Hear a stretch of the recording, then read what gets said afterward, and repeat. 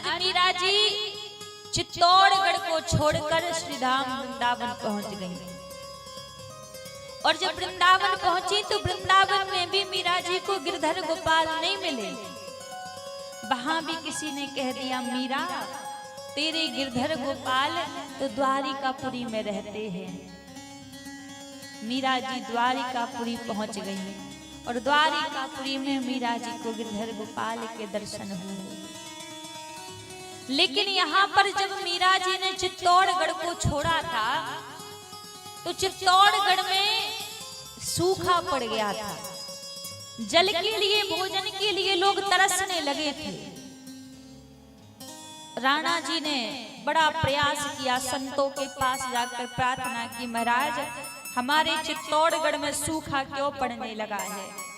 तो संतों ने कहा, राणा आपने एक भक्त अपराध किया है और भगवान हर एक चीज को क्षमा कर देते हैं, लेकिन भगवान भक्त अपराध को कभी क्षमा नहीं करते।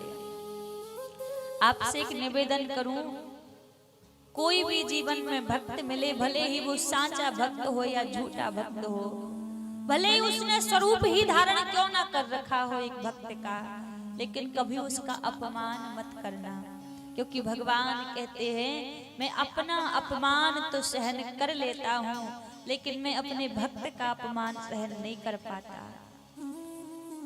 दुर्वासा जी ने किया था अम्बरीश जी का अपमान, और जब अम्बरीश जी का अपमान किया दुर्वासा जी ने, तो भगवान ने दुर्वासा जी से कह दिया कि आपने मेरा यदि द्वेष किया होता, मुझसे मेरा अपमान किया होता तो शायद मैं क्षमा कर देता, लेकिन आपने मेरे भक्त का अपमान किया है, इसलिए मैं आपको क्षमा नहीं कर पाऊंगा। भगवान का सुदर्शन चक्र पूरे ब्रह्मांड में दुर्वासा जी के पीछे भाग रहा था। जब अम्बरीश जी से क्षमा मांगी दुर्वासा जी ने, तब जाकर उस सुदर्शन चक्र ने दुर्वासा जी का पीछा छोड़ा था। तो भगवान कहते हैं, मेरा अपराध करोगे तो शायद मैं क्षमा कर दूंगा, माफ कर दूंगा, लेकिन यदि मेरे भक्त का अपराध करोगे, मेरे भक्त को कष्ट पहुंचाओगे, उसका अपमान करोगे, तो मैं कभी सहन नहीं कर पाता हूं, कभी क्षमा नहीं करते भगवान से। क्योंकि ठाकुर जी कहते हैं, जहां भगत मेरो पग धरे वहां धरूं मैं हाथ, और पीछे पीछे सदा चलूं कभी ना छोड़ूं साथ। मैं अपने भक्त का कभी साथ नहीं छोड़ता, हमेशा उसका साथ देता हूं।